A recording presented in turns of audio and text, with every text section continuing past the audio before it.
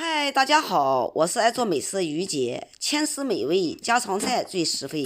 今天给大家分享一道在酒店里常吃到的凉拌黄瓜，清脆入味，超好吃。这些菜都是我洗干净的，胡萝卜给它切成菱形片，放在黑木耳一起。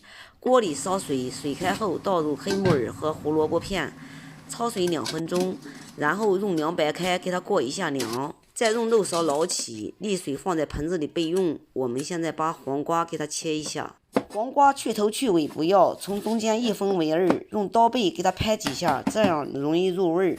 然后用刀斜着切成小段，放在盆子里备用。在洗黄瓜的时候，孩子要生吃一个，就给孩子留一个吧。2个加配菜也够调一盘的了。黄瓜切好以后，把香菜给它随便给它切一切，切成段，放在盆子里备用。把大蒜给它拍扁，切成末，切得越碎越好，也放在盆子里备用。全部切好以后，我们现在开始调味。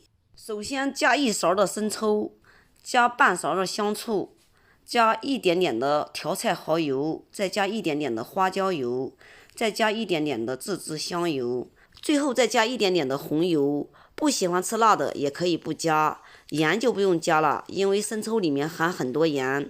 口味重的也可以加一点点的盐，然后给它翻拌均匀，就可以装盘了。不管是炒菜还是调菜，在装盘的时候，厨师都非常的讲究，给它整理一下美容，这样能增加食欲。装好以后让大家看一下，颜色搭配清脆有食欲，好吃又好看，下酒又下饭，有空你也试试吧。好了，今天的视频就给大家分享到这里吧，我是于姐。如果你喜欢我的视频，请不要忘记关注我哟。感谢您的观看，我们下期再见啦。